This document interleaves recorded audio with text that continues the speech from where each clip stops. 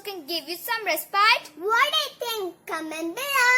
Chores means routine tasks. Housework like Doing dishes, doing laundry, sweeping the floor, mopping the floor, dusting the furniture, beating the rug.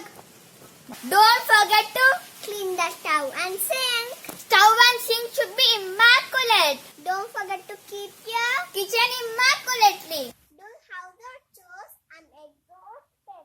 I'm exhausted too. Exhausted means very tired. I'm exhausted. Are you exhausted doing household chores? Comment below.